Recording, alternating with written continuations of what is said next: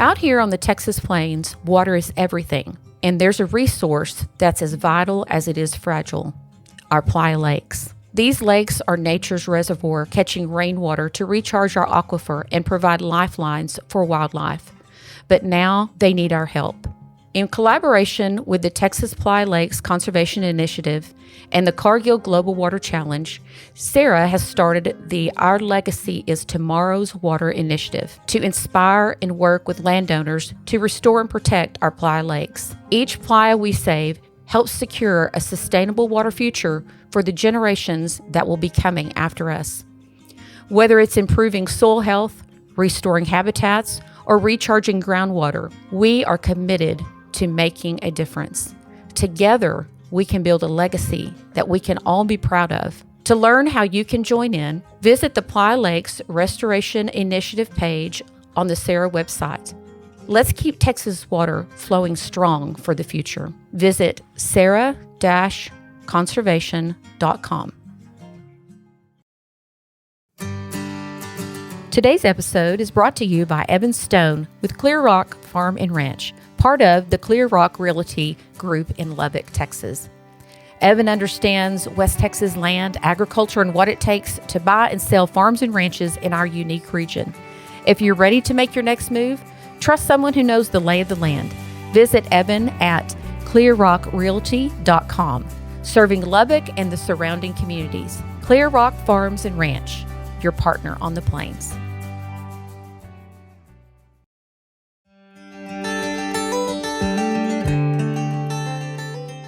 Friends, and welcome back to another episode of Conservation Stories. Conservation Stories is a podcast brought to you by the Sandhill Area Research Association. Today, we want to kind of interrupt our usual routine to bring back a Produced Water Society fellow. We've had Ben Samuels on the podcast before, Mike Hightower, so several folks that are part of a Produced Water Society. But I wanted to bring Michael on today because there's an upcoming event in Midland that we want to let you know about. And Michael, can you give us a little bit about yourself and what you do with the Produced Water Society? Well, first of all, obviously, thanks for having me on. I appreciate the opportunity to talk about this group.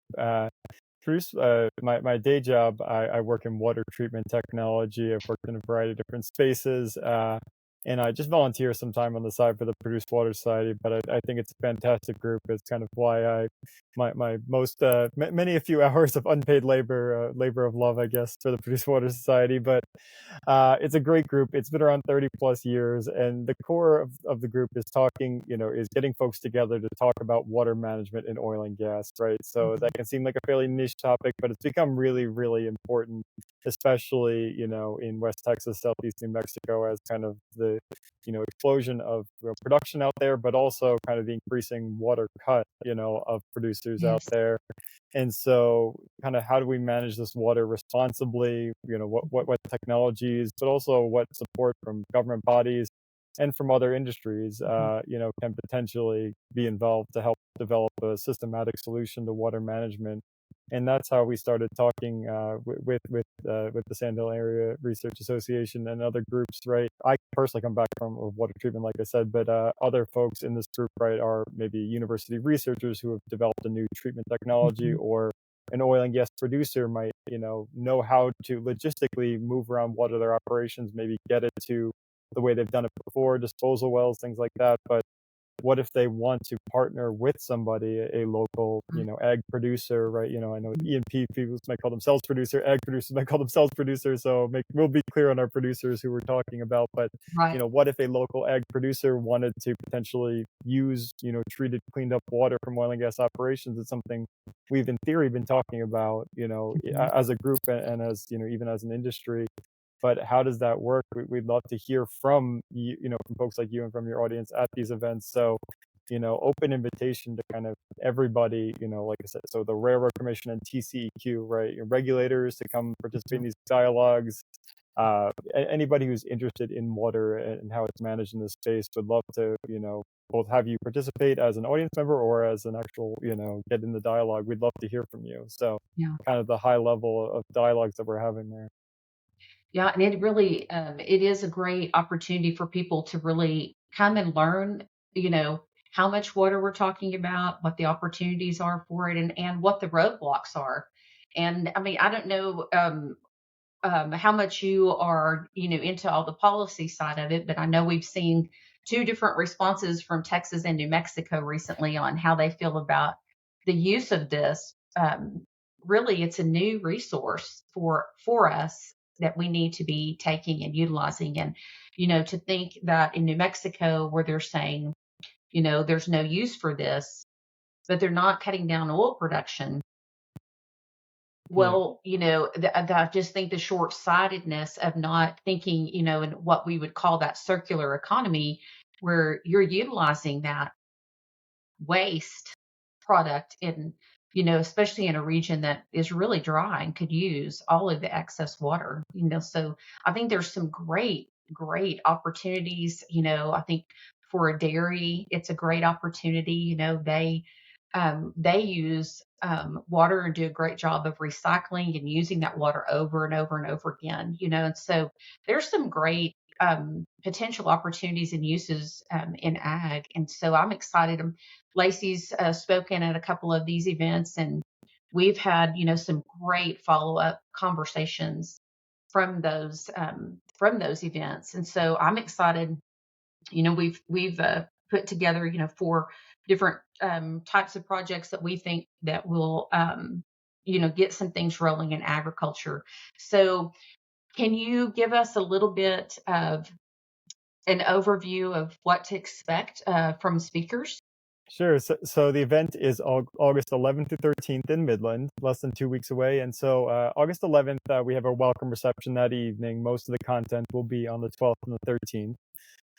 So the variety of speakers, 2 full days of content. But the first day we'll have a focus on kind of current water management practices, which is heavy in injection and disposal. So some talks about monitoring downhole pressure. How do you safely and sustainably operate your injection well, things like that.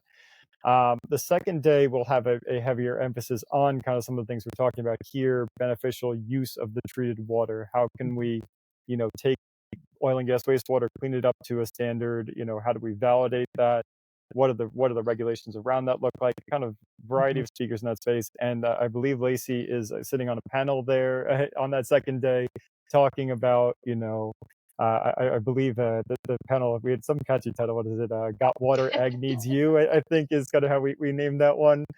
So Lacey and other ag producers talking about kind of how they use water in their industry, right? Because folks in oil and gas, until I started hearing from Lacey and others, right, I knew in theory water is used in agriculture, but I had no idea. I didn't know what a caliche pit was. I didn't know what, things Mhm. like different, the logistics are really important when you talk about, oil and Mhm. gas generates, and we'll just fill the beans a little bit, right?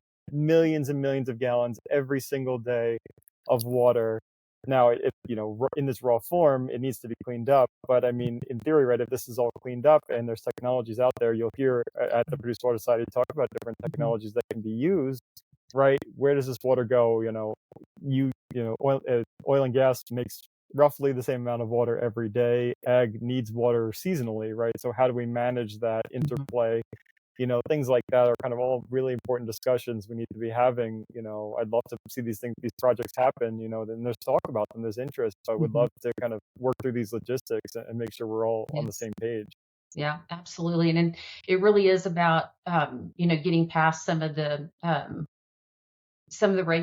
regulations, proving that, we already have the Clean Water Act. I know there's technology that can meet those standards for the Clean Water Act. And so, once you can prove that you've done that, you know, I feel like Texas is ready to move forward on some of these projects, and I'm hoping that we can really get some good support from our legislatures to let's get a few of these projects on the ground. Absolutely. Yeah, and for everyone's, go to the Bruce Water Society website and look at the agenda. But kind of, in addition to Lacey's panel, right, that we will be hearing from Commissioner Gonzalez from TCEQ. Will be giving, as well as the Chief Engineer Ted Wooten from the Railroad Commission, right? we've invited these folks, to come out and participate in these dialogues because I think it's really important to make sure that we hear from them as well and make Yes. sure we're engaging with these bodies as we move forward. Exactly. And this meeting is in Midland, but you have several events throughout the year. And the Produced Water Society, for people who don't know, is in an international organization, because this is not just a Permian Basin issue. This is an issue that's come along with the technologies. As technologies have increased and improved, we're able to access more oil and gas, but we access more water. And I would call it new water, because it's water we would never have accessed otherwise. No, absolutely. And please feel free to correct me if I'm wrong, but so as somebody who's done a lot of work in industrial wastewater, I'm tempted to use the term beneficial reuse, right? That's very common language in industrial wastewater, but as you Yes. pointed out, right, the produced water that comes from oil and gas is formation water. This was water that was trapped deep, deep, deep, well below Mhm. our typical reach, right? If not for the oil and gas activity, this water would never have come to the surface, right? So this is truly a new source of water, and Mhm. especially in places, like the Middle East, like, West Texas, right, where Right. access to water for ag and other things Mhm. is limited. This is a, Mhm. potentially very valuable resource that has been treated as a waste for far Yes, too long. absolutely. And I've met with companies that have they have got projects going in the Middle East where they have mangroves. They put in these lakes, and they have these mangroves in the middle of the desert. You know what I mean? And so it's really fascinating to see some things like that, where I don't think of places in the desert, that sand being able to really hold on to that water. But they're seeing some great, you know, they're just seeing great benefits there, because they're moving forward and getting things done. And absolutely, and this is a smaller projects, but because those are massive, massive projects, and I think the Permian's going to need some massive projects. But for those who've worked out in Bakersfield, right, the kind of oil and gas activity out in California, there, Hmm. again, the volumes of water are much smaller, but Yes. there's operators out there who've been doing similar type projects, right? If you've eaten, California almonds, like there's a high California. likelihood those were grown with Yes. treated oil and gas wastewater.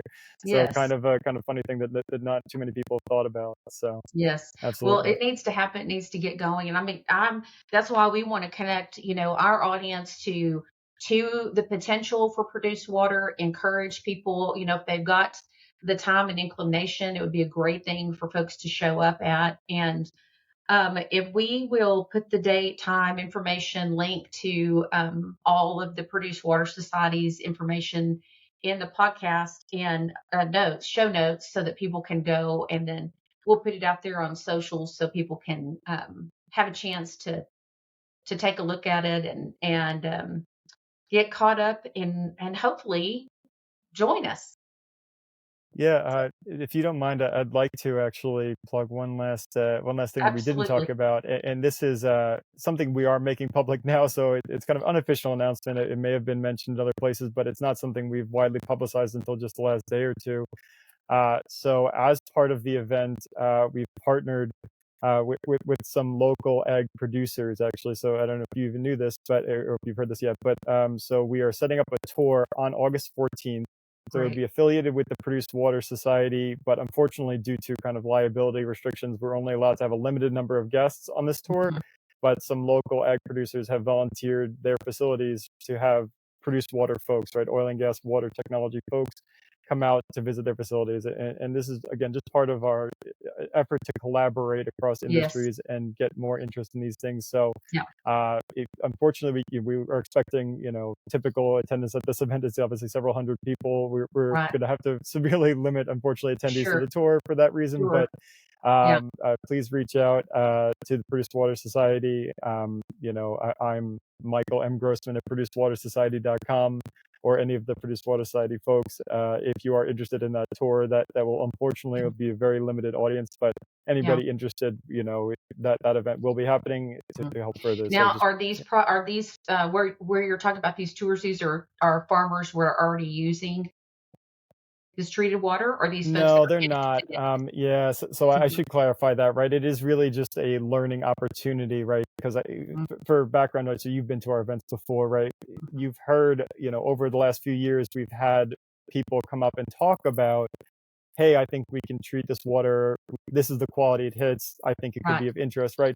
But how much have we actually really dug into the weeds with folks? And this was an opportunity that, Mhm, through some connections at actually Texas Tech, we were able to connect with these folks who are interested in doing it. And they said, hey, mhm, we love this water. Please bring us this water. And, right. and when I had questions like, how does the water get stored at your facility? How much do you use, when and where, right? These were Mhm, the folks who I mhm, kind of turned to, and they've graciously opened up their facilities for folks in oil and gas who might know about oil and gas, might even know about water treatment, but don't right. necessarily know about agriculture. Right. So that's the Well, purpose. and piggybacking on that, we put up a blog post several months ago that to give some of those economics for oil and gas to be able to look at, so that they can see, hey, here's what it, typically what it's going to cost, farmer to grow a certain crop, and here's the amount of water that they're going to use, so that they can kind of get an idea of, on the water side, what kind of, volumes that you're talking about for what kind of crops. No, So, I mean, that's there's a really lot of helpful. Thank knowledge you. that Yeah. needs to be passed back and Yeah, forth. So exactly. I'm super thankful that you guys are doing that. And I already have in mind. I know a Jenner friend of mine reached out and said, "Hey, is oil and gas like, are they working at all with ag?" And I'm like, "Yeah, I'll come to find out." So it'd be great to, have some folks like that there to, really help leadership on the ag leadership side to move things forward. I appreciate you guys, spreading the word about this event. As I said, traditionally had a very oil and gas heavy audience, obviously, just Right. by design. But we need voices like yours, and your Hmm. audiences to come participate in Yeah. these events and help us understand. So appreciate Yes. that. Now it's a great opportunity for farmers to connect with oil and gas folks, and and we're happy also. We just recently, put together a few locations here around the Lubbock area to start some projects. So it's ideas are there, and maybe even we can follow up after sometime after harvest is over and have some kind of event in Lubbock for farmers too to come to kind of see what the potential might be. Yeah, I would definitely love to coordinate with you Hmm. guys on that. That sounds like a great Yep. idea. Yep. Well, thank you so much, Michael Grossman. We My appreciate you taking the time to visit with us, and we will get this out to folks, and we hope that there's a great turnout. There well, usually is. well, thank you. No, we're excited about it and appreciate you helping spread the word. So thank you so much Yep. for having me. Yeah. Well, folks, thanks for joining me today for this little short podcast and update from the Produced Water Society. And I hope we can see you August 11th through 13th in Midland or the 14th on the farm. Yeah, Thank you. thank you. Thanks, Michael.